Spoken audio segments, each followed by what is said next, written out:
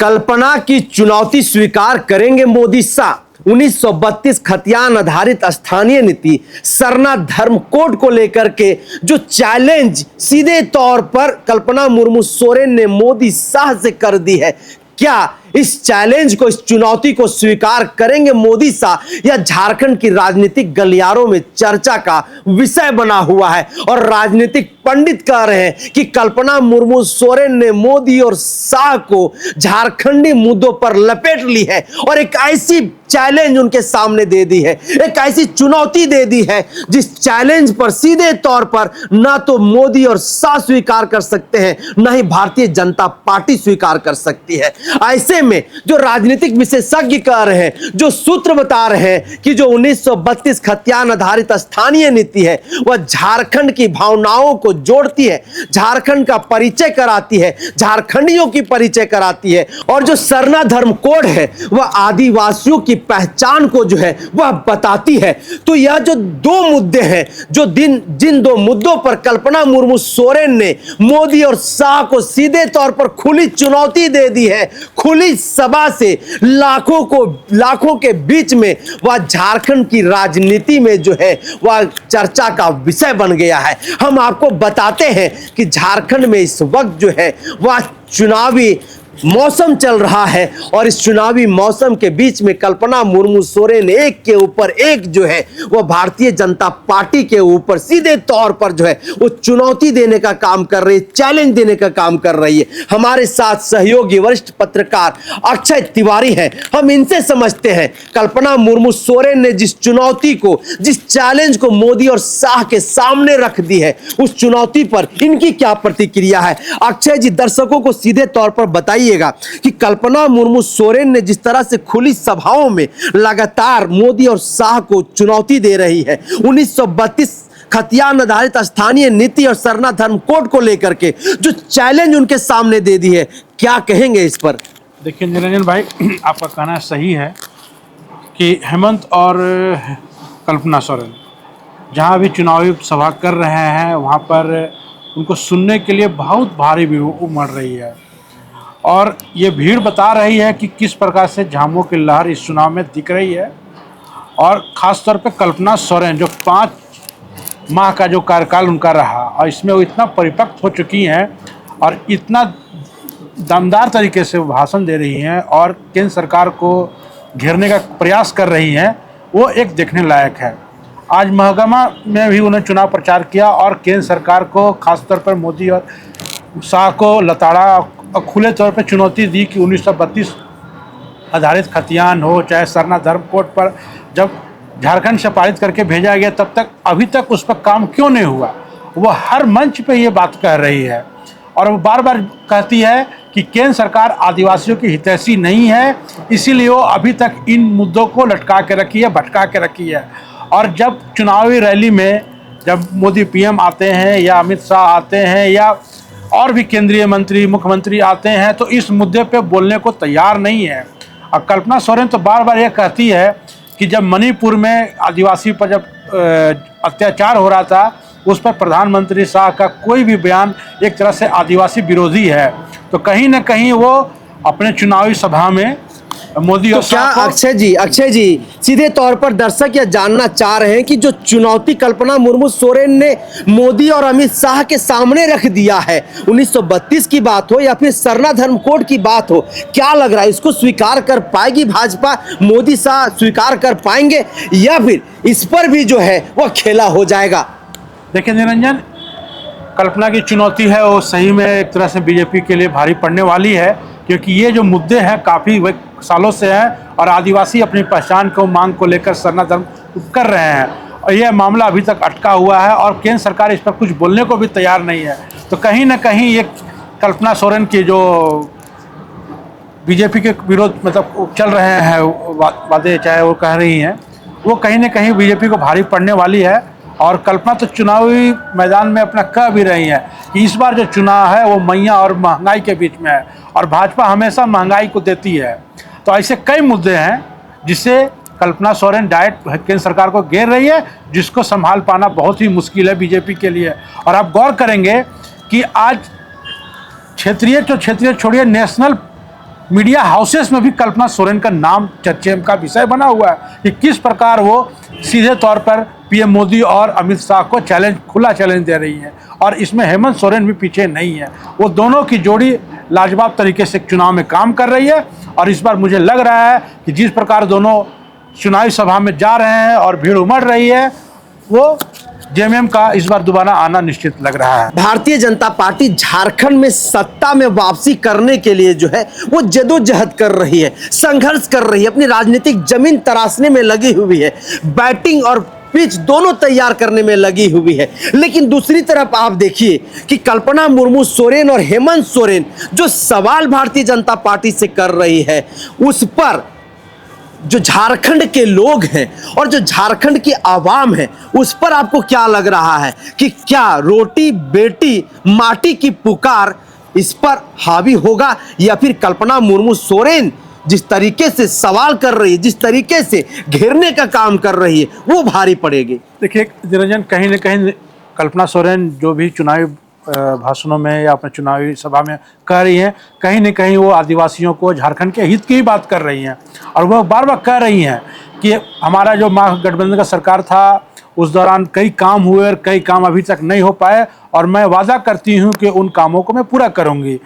और बीजेपी भी अपनी ओर से पूरा प्रयास कर रही है कि किसी तरह हमें सत्ता मिले, और उसके लिए एड़ी चोटी जोड़ लगा रहे हैं। लेकिन देखिए कहीं न कहीं भाजपा के अंदरूनी जो कलह जो है वो भी कहीं न कहीं नज़र आता है। खासतौर पर आप धनबाद में देखिए, वहाँ भी कुछ बातें ऐसी आ रही हैं, सूत्र बता रहे हैं कि ढुल्लू महतो और आर सिन्हा के बीच जो टेंशन चल रहा है, उसके वजह से कुछ परेशानी खड़ी हो सकती है। इस प्रकार से कहीं न कहीं बीजेपी फंसती नज़र आएगी। इसके अलावा कई अन्य जगहों पर हैं जो बीजेपी के लिए मुसीबत खड़ा हो सकता है, और ये तो वक्त बताएगा, ये भविष्य की बात है। 23 तारीख को पता चलेगा क्या होगा क्या नहीं होगा। लेकिन जिस प्रकार से हेमंत और कल्पना सोरेन जन मुद्दों को और झारखंडी मुद्दों को पकड़ के केंद्र सरकार को लपेट रही है, तो कहीं ना कहीं ये पलड़ा भारी पड़ता जा रहा है जामों पर। तो एक तरफ भारतीय जनता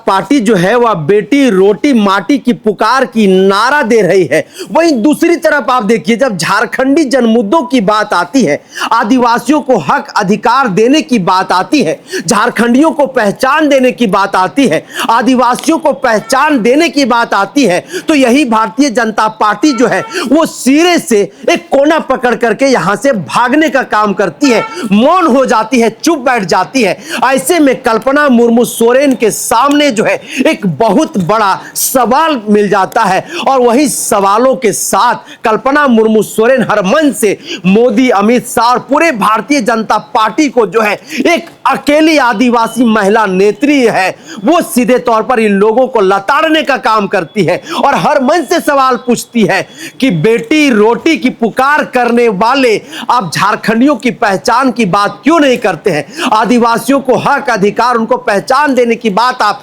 क्यों नहीं करते हैं। हमारी सरकार जब 2019 में बनी तो एक विशेष सत्र बुला करके 1932 के खतियान आधारित स्थानीय नीति की विधेयक की बात हो या फिर सरना धर्म कोड की बात हो, हम लोगों ने दोनों विधेयकों को जो है बहुमत से पारित करके केंद्र तक भेजने का काम किया, राजभवन तक भेजने का काम किया। लेकिन ना तो आपके यहां से एक भी सांसद जो जीत करके दिल्ली तक पहुंचे हैं वो लोग कुछ बोलते हैं, न ही आपके विधायक जो है इस पर एक शब्द बोलते हैं। लेकिन जब सत्ता की कुर्सी तक आपको पहुंचनी है, जब झारखंड में आपकी राजनीतिक जमीन खिसकती हुई दिखाई दे रही है, जब झारखंड की आवाम ने, झारखंड के मतदाताओं ने आपको यहां से सफाया करने का संकल्प ले लिया है, तब आप बेटी रोटी और माटी की पुकार की बात कर रहे हैं। यह एक छलावा है, यह एक दिखावा है, और ऐसे में हमारा एक खुला चुनौती है, हमारा एक खुला यह चैलेंज है। अगर आप सच में झारखंडी हैं, आप सच में आदिवासियों की हितैषी हैं, तो सरना धर्म कोड जो है वो सदन से पारित करवाइए और इसको जो है आदिवासियों को देने का काम करिए। झारखंडियों को 1932 खतियान आधारित स्थानीय नीति, झारखंडियों को पहचान देने का काम करिए, तब जो है हम जानेंगे कि आप झारखंडी हैं। लेकिन ये आपसे होने वाला नहीं है, क्योंकि आपके जो आका हैं वो आका ऐसे हैं जो मनुवादी विचारधारा के हैं, जो चाहते हैं कि आदिवासियों को केवल एक वोट बैंक बना करके रखा जाए। झारखंड के जो खनिज संपदाएं हैं उन खनिज संपदाओं को लूटने के लिए किसी तरीके से झारखंड के लोगों को, झारखंड की आवाम को, जिसे आप बोका समझते हैं, उन बोका लोगों को जो है बरगलाने का काम करें और सत्ता की कुर्सी तक पहुंच करके झारखंड की जो जल जंगल जमीन खनिज संपदा है वो अपने जो कॉरपोरेट घराने के साथी हैं उनको देने का काम करेंगे। यह तमाम बातें सीधे तौर पर कल्पना मुर्मू सोरेन हर मंच से बोल रही है, हर मंच से हुंकार भरने का काम कर रही है। साथियों, आखिरी सवाल संक्षिप्त में हम आपका जवाब चाहेंगे। कल्पना मुर्मू सोरेन का जो 5 महीने का कार्यकाल रहा एक विधायकी के तौर पर और 10 महीने का जो उनका राजनीतिक सफर रहा है झारखंड की राजनीति में,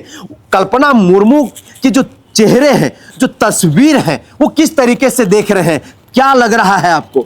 देखिए निरंजन, 5 साल का कार्यकाल और 10 महीने का जो उनका अनुभव रहा वो कहीं न कहीं एक परिपक्व नेता के रूप में कल्पना सोरेन उभर रही हैं और ख़ासतौर पर युवाओं को बहुत ही कल्पना सोरेन पसंद आ रहे हैं। और उनके सभाओं में आप जाकर देखिएगा तो हजारों की भीड़ सुनने को तैयार है। और वो कल्पना सोरेन उन युवाओं को अपना जो मुद्दे को बता रही हैं तो कहीं न कहीं उनको झारखंड के मुद्दों से कनेक्ट कर रही हैं। उनको भी लग रहा है कि ये जो कल्पना सोरेन अपने चुनावी भाषण में जो बोल रही हैं वो कहीं न कहीं हमारे मुद्दे हैं और कहीं न कहीं ये इन मुद्दों पर ये काम कर रही हैं और सीरियसली काम करना चाह रही हैं। तो कल्पना सोरेन का जो छवि जो बना है अभी फिलहाल 5-6 महीनों में वो एक लाजवाब है और बहुत कम समय में उन्होंने जो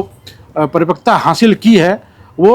उसका तोड़ भाजपा के पास भी नहीं है। और वो किसी न किसी तरह चाहती है कि कल्पना हेमंत सोरेन को उनको डैमेज किया जाए। इस प्रकार सब देखिएगा कि सोशल मीडिया में उनके खिलाफ कई तरह के वीडियो चलाए जा रहे हैं जिसमें बताया जा रहा है कि कल्पना सोरेन ये करती हैं, वो करती हैं, करती हैं। लेकिन चुनावी सभा में इस तरह का सब कुछ तड़तोड़ कल्पना सोरेन रख रही हैं। और यही आप देखिए कि बीजेपी का रैली में जाइएगा तो आप उस तरह के लोग दिखते नहीं हैं, भीड़ नहीं दिखती है। तो भीड़ जो है वो भारतीय जनता पार्टी के कार्यक्रमों में दिखाई नहीं दे रहा है। कल्पना मुर्मू सोरेन जो झारखंड की राजनीतिक गलियारों में सुर्खियों का चर्चा बनी हुई है, चेहरे पर मुस्कान, शब्दों में गंभीरता और जो सामने आवाम है, जो सामने भीड़ है, उस भीड़ को बांधने की एक ताकत, एक शक्ति जिस तरीके से कल्पना मुर्मू सोरेन में दिखाई देता है, जो समा बांधती है, हम्बल जिस तरीके से दिखाई देती है, जिस तरह से लोगों से वो मिलती जुलती है, जिस तरह से वो बातचीत करती है, यह झारखंड के लोगों को काफी बेहद पसंद आ रहा है। खास करके युवाओं के सबसे पसंदीदा लोकप्रिय जो है वो नेता बन चुकी है। और आज जिस तरह से खुले मन से मोदी और शाह को भी वो खुला चैलेंज दे रही है, चुनौती दे रही है, ताल ठोक रही है कि है हिम्मत तो आइए 1 to 1 सामने से सामने बात करिए और झारखंडियों के हक अधिकार की आप अगर सच में हितैषी है तो वो देने का काम करिए। इस चर्चा को हम यहीं पर करते हैं विराम, दीजिए इजाजत, जोहार।